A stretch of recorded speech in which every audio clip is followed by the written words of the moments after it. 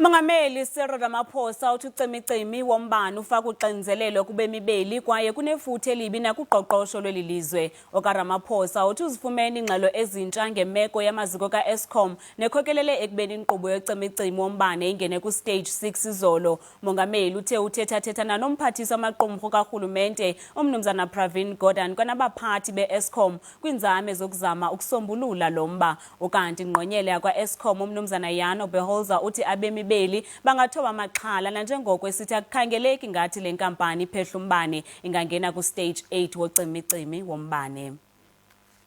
Izolo inkqubo yocimicimi wombane ka-Eskom ingene kwisigaba sesithandathu uSTAGE 6 ngabula makhumsha nanjengoko i-Eskom ibisonga imegawatts esifikelela ku-6,000.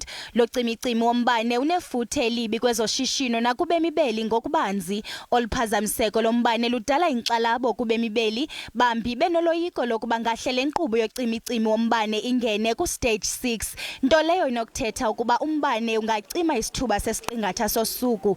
Kodwa ingqonyele yakwa-Eskom ithi abemi boMzantsi Afrika mabathobe amaxhala nanjengoko kungabonakali ngathi kungafakwa uSTAGE 8.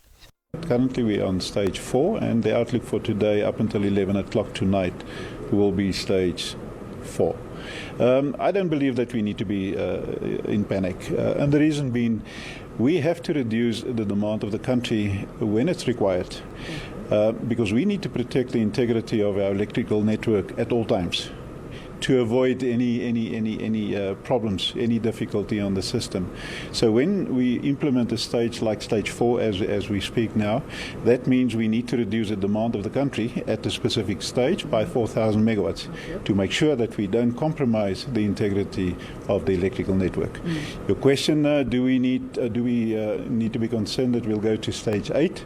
At this point in time, we don't foresee it.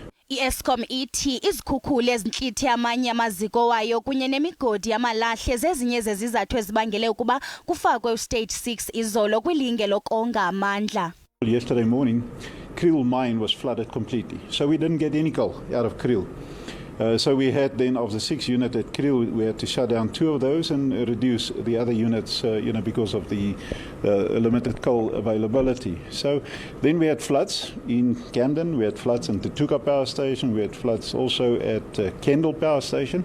And when you have these excessive rains, the handling of coal becomes much more difficult and much more challenging. I-Eskom ithi kulindeleke ukuba le nkqubo yocimicimi wombane ihlale kuSTAGE 4 namhlanje kwaye ibongoza abemi beli ukuba benze inzame zokonga umbane.